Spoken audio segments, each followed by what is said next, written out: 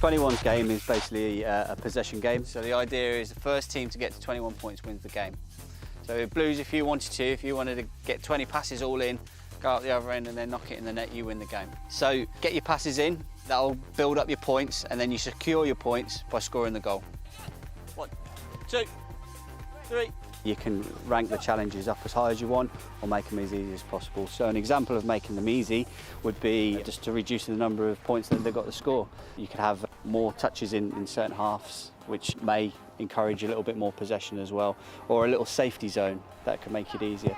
So if you flew through that little challenge, just to make it harder, I'll tell you what, I'll throw it to you. What can we do to make it harder for those pass completions?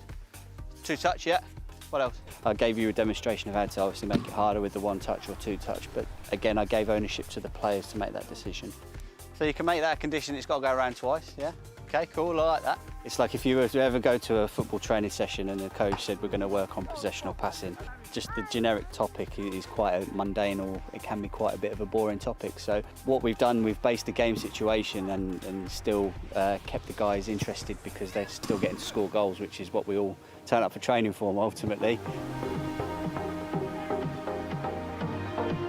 There's still the focus of what the coach is trying to get out, which is developing and progressing possession, but they're still playing a game as far as they're concerned. So it's a win-win for both. Good stuff, I like that, that's bright. See if you can execute it, all right. I was looking for their understanding, checking their understanding. So just by the restraints and conditions of the game that we put on, that they've got to get to 21 points. So it's 16 all. If I do 3 or 4 passes up here, what's the risk? Starts to get them to focus and, again, manage the game. So you've got to think now of your style of play, where you want to get them passes in. They could be a little bit direct, or they could be progressing through the thirds, but it's, again, having a purpose of where it's effective and where it's not. And it's about trial and error. It's giving those the opportunity to say, right, okay, so you've passed the ball around in the defensive third, what effect has that had?